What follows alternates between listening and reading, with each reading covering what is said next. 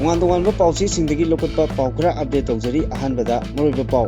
ꯏꯪ 1901 2019 ꯐꯥꯎꯕꯗ ꯃꯅꯤꯄꯨꯔꯗ ꯀꯨꯀꯤ ꯃꯁꯤꯡ ꯆꯥꯗ 939.3 ꯍꯦꯟꯒꯠꯂꯛꯈꯤꯕꯒꯤ ꯗꯦꯇꯥ ꯂꯩꯔꯦ ꯍꯥꯏꯅ ꯑꯁꯥꯝ ꯀꯁꯥꯔꯅ ꯐꯣꯡꯗꯣꯛꯈ꯭ꯔꯦ꯫ ꯆꯨꯔꯆꯥꯟꯄꯨꯔꯗ ꯏꯁꯤꯡ ꯏꯆꯥꯎ ꯊꯣꯛꯇꯨꯅ ꯃꯐꯝ ꯀꯌꯥꯗ ꯏꯁꯤꯡ ꯊꯨꯝꯖꯤꯟꯈ꯭ꯔꯦ꯫ ꯂꯥꯟꯚꯥ ꯇꯨꯔꯦꯜꯒꯤ ꯏꯃꯥꯏ ꯈꯪꯍꯧꯗꯅ ꯋꯥꯡꯈꯠꯂꯛꯄꯗꯒꯤ ꯃꯤꯑꯣꯏ ꯑꯃ ꯏꯁꯤꯡꯅ ꯆꯦꯟꯊꯈ꯭ꯔꯦ꯫ ꯅ꯭ꯌꯨ ꯗꯦꯜꯂꯤꯗ ꯈꯣꯡꯖꯪ ꯆꯪꯁꯤꯟꯕꯗ ꯁꯣꯛꯈꯤꯕ ꯃꯍꯩꯔꯣꯏꯁꯤꯡꯗ ꯑꯅꯥ ꯂꯥꯌꯦꯡꯕꯒꯤ ꯇꯦꯡꯕꯥꯡ ꯄꯤꯅꯕ ꯁꯨꯄ꯭ꯔꯤꯝ ꯀꯣꯔꯠꯅ ꯈꯪꯍꯟꯈ꯭ꯔꯦ꯫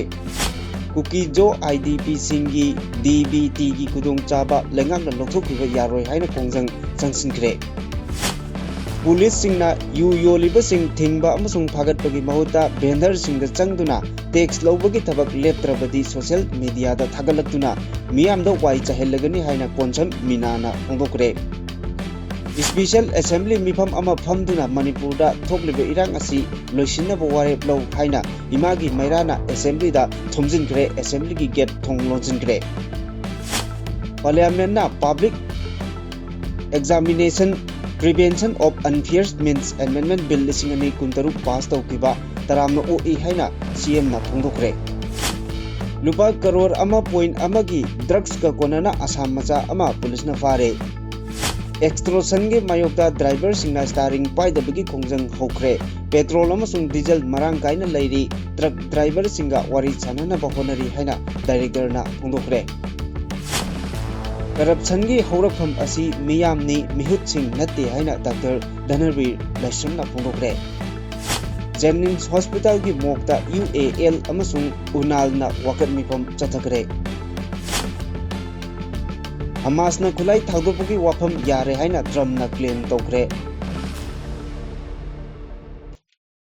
ꯑꯗꯣꯝꯅ ꯍꯧꯖꯤꯛ ꯌꯦꯡꯕꯤꯔꯤꯕ ꯆꯦꯅꯦꯜ ꯑꯁꯤ ꯀꯪꯂꯩ ꯄꯥꯎꯊꯥꯡ ꯌꯨꯇ꯭ꯌꯨꯕ ꯆꯦꯅꯦꯜꯅꯤ꯫ ꯆꯦꯅꯦꯜ ꯑꯁꯤꯗ ꯏꯔꯝꯗꯝ ꯑꯃꯗꯤ ꯃꯄꯥꯟ ꯂꯝꯒꯤ ꯃꯔꯨꯑꯣꯏꯕ ꯄꯥꯎꯁꯤꯡꯒꯤ ꯑꯞꯗꯦꯠ ꯇꯥꯕ ꯑꯃꯗꯤ ꯌꯦꯡꯕ ꯐꯪꯕꯤꯒꯅꯤ꯫ ꯆꯦꯅꯦꯜ ꯑꯁꯤꯅ ꯄꯥꯎ ꯑꯞꯂꯣꯗ ꯇꯧꯔꯛꯄ ꯃꯇꯝꯗ ꯑꯗꯣꯝꯒꯤ ꯗꯤꯚꯥꯏꯁꯇ ꯅꯣꯇꯤꯐꯤꯀꯦꯁꯟ ꯎꯕ ꯐꯪꯕꯤꯅꯕ ꯑꯃꯗꯤ ꯆꯦꯅꯦꯜ ꯑꯁꯤꯕꯨ ꯄꯨꯛꯅꯤꯡ ꯊꯧꯒꯠꯄꯤꯕ ꯑꯣꯏꯅ ꯁꯨꯡꯁꯣꯏ ꯁꯣꯏꯗꯅ ꯁꯕꯁꯀ꯭ꯔꯥꯏꯕ ꯇꯧꯕꯤꯗꯨꯅ ꯕꯦꯜ ꯑꯥꯏꯀꯣꯟ ꯅꯝꯕꯤꯌꯨ ꯍꯥꯏꯖꯕꯒ ꯂꯣꯏꯅꯅ ꯍꯧꯖꯤꯛ ꯃꯄꯨꯡ ꯑꯣꯏꯕ ꯄꯥꯎꯁꯤꯡ ꯑꯃꯨꯛ ꯁꯟꯗꯣꯛꯅ ꯄꯤꯖꯔꯤ꯫ ꯍꯧꯈꯤꯕ ꯆꯍꯤ 1901 ꯑꯃꯗꯒꯤ 2019 ꯐꯥꯎꯕꯗ ꯃꯅꯤꯄꯨꯔꯗ ꯀꯨꯀꯤꯒꯤ ꯃꯁꯤꯡ ꯑꯁꯤ ꯆꯥꯗ 939.3 ꯍꯦꯟꯒꯠꯂꯛꯄꯒꯤ ꯗꯦꯇꯥ ꯂꯩꯔꯦ꯫ ꯀꯨꯀꯤꯒꯤ ꯄꯣꯄꯨꯂꯦꯁꯟ ꯑꯁꯤ ꯏꯪ 1901ꯗ ꯁꯨꯞꯅ ꯈꯛꯀꯤ 93,962 ꯈꯛꯇꯃꯛ ꯂꯩꯔꯝꯕꯗꯒꯤ 2019ꯗ 4,97,913 ꯌꯧꯔꯦ ꯍꯥꯏꯅ ꯅꯦꯇꯤꯚ ꯄꯤꯄꯜꯁ ꯀꯃꯤꯇꯤ ꯃꯅꯤꯄꯨꯔꯒꯤ ꯀꯟꯚꯦꯅꯔ ꯑꯁꯥꯝ ꯀꯁꯥꯔꯅ ꯐꯣꯡꯗꯣꯛꯈ꯭ꯔꯦ꯫ The equation of inclusion, citizen census and demography ꯍꯥꯏꯕ ꯍꯤꯔꯝꯗ ꯑꯦꯛꯁꯇ꯭ꯔꯣꯝ ꯅꯥꯒꯔꯤꯛ ꯁꯃꯥꯖ JFD ꯃꯅꯤꯄꯨꯔ ꯑꯃꯁꯨꯡ ꯍ꯭ꯌꯨꯃꯦꯟ ꯔꯥꯏꯠ ꯑꯦꯂꯥꯔꯠꯅ ꯁꯤꯟꯗꯨꯅ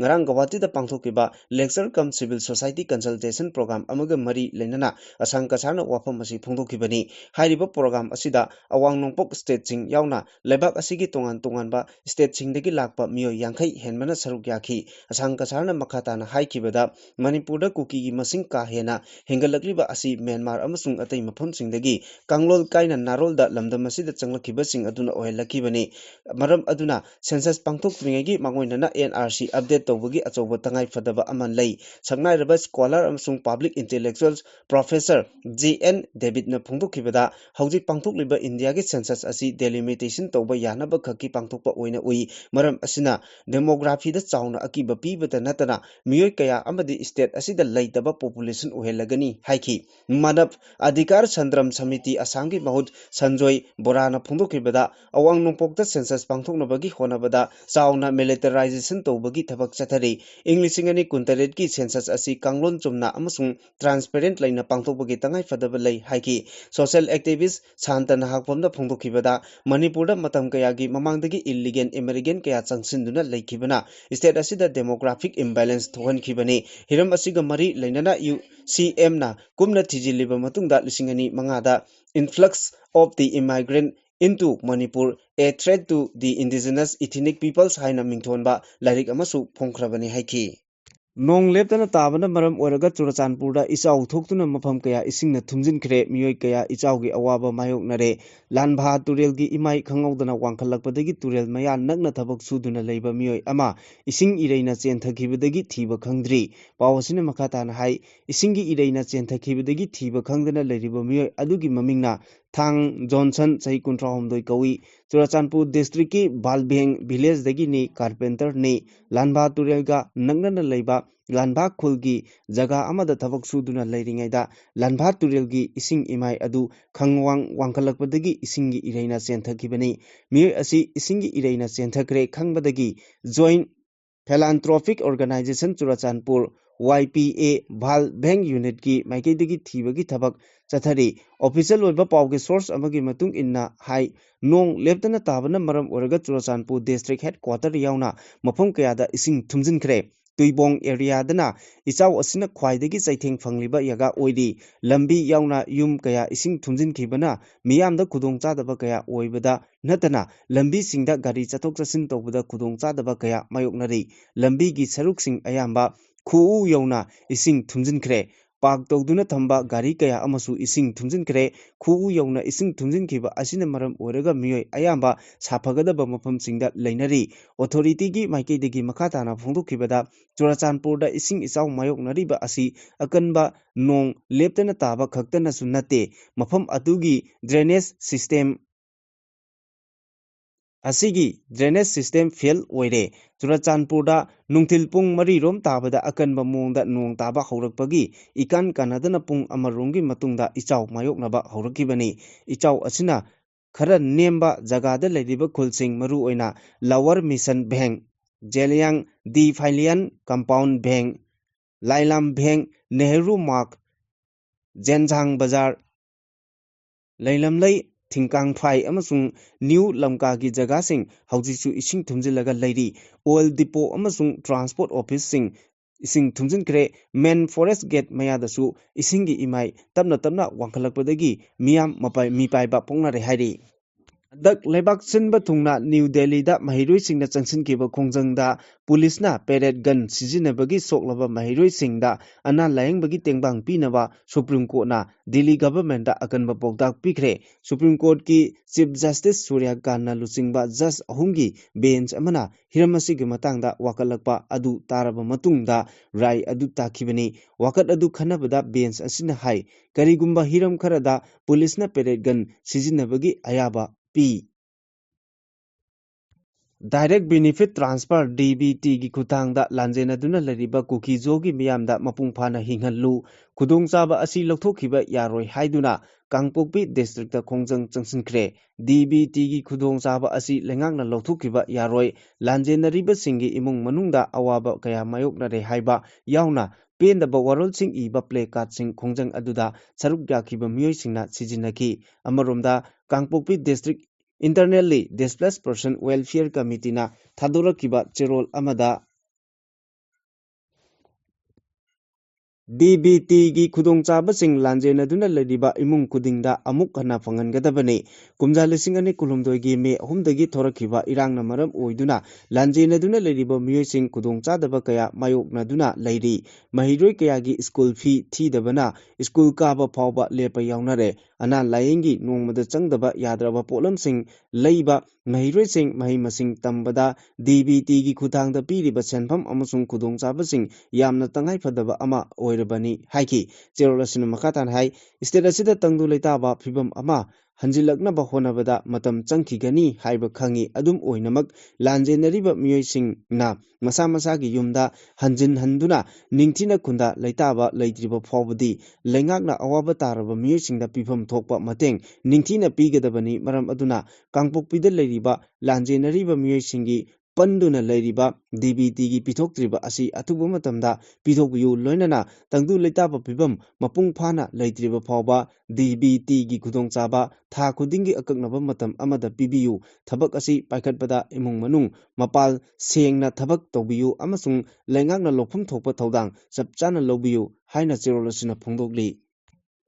Police singna mayai kaba nisa yu yoliba sing thingba amasung phagatpagi mahuta numidang wairam vendor khudingi changtuna tax lobagi thabak chatariba asi leptrabadi matik chaba khudam changdam puthokduna social media da miyamda wai chairagani haina Khurai Konsam Laikai Apunba Nupi Luki Advisor Konsam Minana Phongdorakli wafam asi nongpok lengak Apunba Nupi Lupka loinana Khurai Konsam Laikai Apunba Nupi Lupna Imphal East ki Mafam Kayadagi Phagalakpa Yamlaba Yungau Ngarang Konsam Laikai Ipum Mapan Machinda Leiba Crematorium Mapada Mai Thadukuna Mangan Magal Loinana Wafam Masi Phongdokhibani Masing Yamlaba Lup Anigi Nupi Thongmi Singna Saruk Yaraduna Phagalakiba Mayai Kaba Nisagi Manung Chaliba Yu Mai Thakibagal Loinana Konsam Minana Makhatana Hai Lamdam Asi Ngasi Mak Kham Thengna Awaba Nanglingegi Cherek Asida Nisagi Ipakta Miyoi Kayagi Thawai Thabagi Wafam Lakli Yu Khak Natana Guli Heroin number 4 Amadi Atei Mayai Kaba Nisagi Polam Sing Asina Kunai Asi Maikei Kudingdagi Yotsit Lakpagi Pibamda Lakle Haiki Mahangna Amuka Hai Nisa Yonba Amadi Leiba Tingnaba Ladiba Lengaki Pulisna Masagi Mathong Ningthina Tawbagi Mahuta Numidang Wairam Kudingi Yu Yoliba Bender Singda Changduna Nomagi Paisa Khongkotpagi Wafam Miyamna Khangnaraba Ngaktani Lengakna Matik Chaba Talab Piduna Uniform gi Makhada Thabak Tawriba Personnel Singna Asigumba Thawong Chathaba Haibasi Laibak Yamna Thibani Karigumba Makhatana Pulisna Nisa Thingbagi Mahuta Bender Khudingdagi Paisa Khongkotpagi Thabak Chatharaklabadi Matik Chaba Khudam Changdam Mayek Sengna Puthokpa Oina Social Media da Thagatuna Miyam Khangna Wai Chahellagani Haina Mahangna Phongdokhi Hauzik Lamdam Asida Thokliba Pibam Asi Assembly Mifamda Khanadana Manipur Asi Kanbangamloi Haina Imagi Mairagi President Thoksom Sujatana Phongdokre Imagi Mairana Hauzik Thokliba Irang Asi Special Assembly Mifam Ama Kauraga Khanagadabani Haina Assembly Tamna Thomjilakibaga Loinana Wafam Asi Thoksom Sujatana Phongdokibani Mahana Makhatana Hai Haukiba Kumja Lisingani Kulumdoi Dagi Chatharakiba Irang Asi Hauzik Phawba Nemthaba Laitiri Phurup Amada Amuk Toramba Adu Haujina Phurup Amada Amuk Chathaduna Lairi IDP Sing Hauzik Phawba Masagi Yumda Hanjindana Relief Camda Awaba Maisakaya Khangduna Lairi Nongna Semkiba Lengak Asina Hauzik Phawba Cabinet Chawthopa Ngamdana Laire India gi Democracy gi Hak Asi Lamdam Asida Laitre Nagana Nagagi Kukina Kukigi Amadi Maitei gi Oina Masa Masagi Security na Ngaksaraga Lairiba Asi Separate Administration Pibaga Chap Manare Hauzik Kuki Naga Amadi Maitei Punna Anoba Lengak Sembada Yaurabanina Atubada Special Session Ama Famduna Hauzik Oiriba Lengaki Pibam Asi Khanaduna Su Lokthoknaba Amadi IDP Sing Masaga Yumda Hanjil Hanba Yauna Bill Ama Pass Tawbiyu Haina Phongdokibaga Loinana Assembly Gate Thong So Lonsinki Sahi asigi oina MBBS BDS tambaga mari lainana NTA na sinduna pangthokiba NET exam ki question paper leak oikibaga mari lainana parliamenta public examination prevention of unfair means amendment bill lisingani kuntaruk pass tawkiba taramna oi khongthang asina lebak asida pangthokpa public examination sing fair amasung transparent laina pangthokpa ngamna bohona bada asoba mateng oiragani haina chief minister yumnam khimchana mahaki X ta thagalakpa world da phungdokre public examination sing da nataba pambai sijinaba thingnaba amasung atai transparent laina pangthokpagi mari lainana anuba bill pass tawkhiba asina exam gi system da masigi creativity asi engat hanbaga loinana lebak asigi mahiroi million kayagi Aningba apamba sing adu ngak chenduna thamnaba honabada asobu mateng ama oiragani khongthang asina Prime Minister Narendra Modi gi lising makhada Central Government ki maikaidagi Indian Education System asi hena phagadhanaba honai haibadu yamna mayek sengle amendment bill asi India block ki maikaidagi opposition party kayana house tagi walk out tawduna khongjang changsilaba matungda voice vote ta pass tawkhibani parliament na pass tawkhraba anoba law asina examination da aranba tawbasing fine yauna akanba cherak pibagi wafam kaya yauri public examination da aranba pambai sijinaba natraga question paper leak wenbagi maralda chenabasing lupa lakh yankhai gi fine ga konana chahi manga degi tara fawba jail da thamba yauri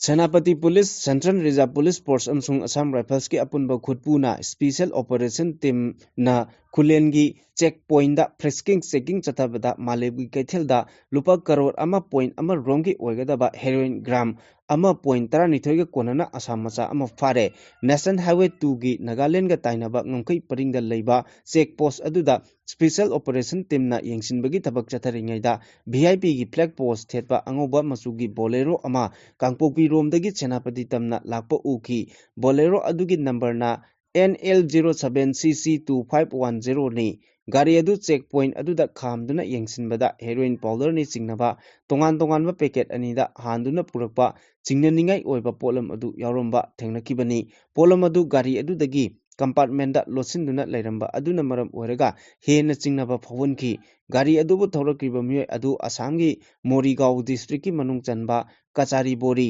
village dagini hairi mahakki mamingna alan udin chai 19 apokpa umam udin kawi Security convoy ga loinana National Highway 37 Impal Jiribam lambida truck amasung tanker sing chathok chasin tawrabasu kulai paiba singna yamlaba senpham kaya tax oina khonggatliba asigi mayokda Manipur gi Petroleum Transporter and Driver Association na ngarangdagi starring paidabagi khongjang changsinpa hokre DIPR na sinduna paring naina chathakiba mid the press ki manung channa ngarang directorate asigi auditorium hall da pangthokiba pawgi mifam amada CAF NPD की director Y Nelson ना हाइकिबदा petroleum products की truck driver सिंगना स्टारिंग पाइदबगी खोंजंग चंगसिलेबा असिदा मियामना मिपाइबा तोबिगनु स्टॉकता हौजिक पेट्रोल अमसुंग डीजल मरांग काइना लैरी हाइना फोंदोक्रे all Manipur petroleum products driver association की मेंबर एम अरुणना फोंदोखिबदना हौजिक इम्फाल जिरीबाम लंबीदा आइना यादब मोंगदा टैक्स कया अमा गाड़ी सिंगी मियोय सिंगदगी खोंगतलिबा असिदा मित्येंग चंगनबा लैंगाकता कयारक हन्ना तक्सिंदुना लाख्रबनी लोइनना ngarangsu chief minister go unaduna hiramasi gi matangda wari sanabada yanaba purakpa ngamkhide association na taliba demand sing asi phangdriba fawwa starring paidabagi khongjang handokloi haiki amarumdana DIPR gi auditorium hall da pangthokiba mid the press ki thorom aduda mari lenana CAFNPD gi director Yumnam Nelson na phongdokpadana petroleum products singi truck driver singna starring paidabagi khongjang changsin khrabasu miyam pakhat piganu stock ta kerosene numit 38 ni amadi petrol gina numit 8 ni diesel gina numit 15 ni gi sijinanaba leiri haina phongdoki Home Department CAFNPD amasung thau chingliba gari gi miyusinga wari sananaba thaurang tawri haibo wapam su phongdoki Corruption gi haurakpham asi miyam gi mihut sing natte miyam ni corruption haibadi mikhal da sel lauraga isa gi vote lukmai da haplaga yonba hana lepiyu haina social scientist Dr. Dhanabir Laisramna phongdokre mikhal amasung mera paibi singi thaudang haiba hiramda ngarang nongchup Imphal Palem ima apunba loop na sinduna press club ta pangthokiba khana nainabagi thoromda Dr. Dhanabir Laisramna wapam asi phongdokladuna makhatan hai Lebak amagi democratic structure ama sengkotpagi hanba khongthang asi mikhalni mikhal haibasi lebak asida leiriba mipung khudingmaki mihut khallaba matung mokhoina miyamgi mahut sillaga lebak asi ngakadoribani adubu laibak thibadi ngasi aikoigi lebak asida chathariba mikhal asigi piba amasung lobada yumpham oiba democracy gi wahanthok yaudraba makhalni haibada haimanba thoklaroi mikhal haibasi yamna luba democracy gi process makhal amani masi aikoina laina lokpam thokte miyamgi pangal pumnamak mikhal pangthoktuna mi amada sinagadoribani aikoina khalliba mihut aduna lebak miyamgi damak thabak toromlabadi lebak asi chakhutgadoribani tawraktragana lebak asi maninglomda hangadoribani haiki Kuki militant singna lailon waifai khuldagi phakraba matungda mihat thina makak kaktuna hatok pikraba konsa khulgi naga micham taruki hakchang haukiba jun taradagi hauna thamlakiba Jenims Hospital gi mokta ngarang uripok apunba loop amasung uripok nupi apunba loop na kangbuching wakat mipam chathakare Jenims ki mokta chathakiba wakat mipam aduga mari lainana UAL amasung onalgi maikidagi mihat asiga mari lainana central amasung state government na chathariba investigation ki processing asi peningai amata oidre investigating agency singna mihat asiga mari lainana thabak khara paikhatpa hokrabasu hojik leiriba progress asi laikhidraba singi imung manung amasung miyamna apenba oide mihat asigi justice athubada phangangadabani naga micham taruk adu nungthil powopta phakibani mihat asigi matangda naga civil society organization sing amasung konsa khulgi khunja singna phongdokhibada naga micham taruk hatkibachi lailon baifei gi chairman amasung KNAB gi kangbu sing Chennai makhoi sing adu athuba matamda phagadabani haina maral leiba singda taksin mari leinaba singda taksin khrabasu hojik mapung phana thabak adu paikhatpa ugi mami tadri maram aduna mihat asigi investigation athubada loisinduna masida chenaba sing maral leiba miyoi sing adu logi matung inna chapchaba chairak pigadabani haiba demand tauki ꯃꯈꯥ ꯇꯥꯔꯛꯄ ꯑꯔꯣꯏꯕ ꯄꯥꯎꯗ ꯍꯃꯥꯁ ꯑꯃꯁꯨꯡ ꯒꯖꯥꯗ ꯂꯩꯕ ꯑꯇꯩ ꯈꯨꯠꯂꯥꯏ ꯄꯥꯏꯕ ꯂꯨꯞ ꯈꯨꯗꯤꯡꯃꯛ ꯈꯨꯠꯂꯥꯏ ꯊꯥꯗꯣꯛꯄꯒꯤ ꯋꯥꯐꯝ ꯑꯌꯥꯕ ꯄꯤꯔꯛꯂꯦ ꯍꯥꯏꯅ ꯌꯨ.ꯑꯦꯁ. ꯄ꯭ꯔꯁꯤꯗꯦꯟꯠ ꯗꯣꯅꯥꯜꯗ ꯇ꯭ꯔꯝꯞꯅ ꯂꯥꯎꯊꯣꯔꯛꯈ꯭ꯔꯦ꯫ ꯒꯖꯥꯗ ꯊꯣꯛꯂꯤꯕ ꯋꯥꯊꯣꯛ ꯑꯁꯤ ꯂꯣꯏꯁꯤꯟꯍꯟꯅꯕꯒꯤ ꯄꯥꯟꯗꯝꯗ ꯇꯥꯡꯀꯛ ꯅꯥꯏꯅ ꯏꯖꯔꯦꯂꯤ ꯂꯥꯟꯃꯤꯁꯤꯡ ꯂꯧꯊꯣꯛꯄ ꯍꯧꯔꯒꯅꯤ꯫ ꯑꯅꯧꯕ ꯄꯦꯂꯦꯁꯇꯥꯏꯅꯤꯌꯟ ꯄꯨꯂꯤꯁ ꯐꯣꯔꯁ ꯑꯃꯅ ꯏꯟꯇꯔꯅꯦꯁꯅꯦꯜ ꯁ꯭ꯇꯥꯕꯤꯂꯥꯏꯖꯦꯁꯟ ꯐꯣꯔꯁ ꯑꯃꯒ ꯈꯨꯠꯁꯝꯅꯔꯒ ꯒꯥꯖꯥ ꯉꯥꯛꯁꯦꯟꯕꯒꯤ ꯊꯧꯔꯥꯡ ꯂꯧꯔꯒꯅꯤ꯫ ꯌꯥꯅꯈꯤꯕ ꯋꯥꯐꯝꯁꯤꯡ ꯇꯥꯡꯀꯛ ꯅꯥꯏꯅ ꯊꯕꯛꯇ ꯑꯣꯟꯊꯣꯛꯂꯒꯅꯤ꯫ ꯍꯃꯥꯁ ꯑꯃꯁꯨꯡ ꯑꯇꯩ ꯂꯩꯕꯥꯛꯁꯤꯡꯒ ꯈꯨꯠꯂꯥꯏ ꯊꯥꯗꯣꯛꯄ ꯍꯦꯛ ꯂꯣꯏꯕꯒ ꯏꯖꯔꯦꯂꯤ ꯂꯥꯟꯃꯤꯁꯤꯡ ꯂꯧꯊꯣꯛꯀꯅꯤ꯫ ꯌꯨ.ꯑꯦꯁ. ꯄ꯭ꯔꯁꯤꯗꯦꯟꯠꯅ ꯆꯤꯌꯔ ꯑꯣꯏꯗꯨꯅ ꯕꯣꯔꯗ ꯑꯣꯐ ꯄꯤꯁꯀꯤ ꯃꯤꯠꯌꯦꯡ ꯃꯈꯥꯗ ꯇ꯭ꯔꯝꯞꯀꯤ ꯄꯣꯏꯟꯠ 10 ꯌꯥꯎꯕ ꯒꯥꯖꯥ ꯄ꯭ꯂꯥꯟꯒꯤ ꯃꯇꯨꯡ ꯏꯟꯅ ꯁꯤꯖꯐꯥꯌꯔꯒꯤ ꯋꯥꯐꯝ ꯄꯨꯊꯣꯔꯛꯈꯤꯕꯅꯤ꯫ ꯈꯨꯠꯂꯥꯏ ꯊꯥꯗꯣꯛꯄꯒꯤ ꯃꯇꯥꯡꯗ ꯏꯖꯤꯞꯠ, ꯀꯇꯥꯔ ꯑꯃꯁꯨꯡ ꯇꯔꯀꯤꯒꯤ ꯃꯦꯗꯤꯌꯥꯁꯤꯡꯅ ꯑꯃꯁꯨꯡ ꯍꯃꯥꯁꯀꯤ ꯃꯤꯑꯣꯏꯁꯤꯡꯅ ꯌꯥꯎꯅ ꯀꯇꯥꯔꯗ ꯃꯤꯐꯝ ꯑꯃ ꯄꯥꯡꯊꯣꯛꯈꯤ ꯍꯥꯏꯔꯤ꯫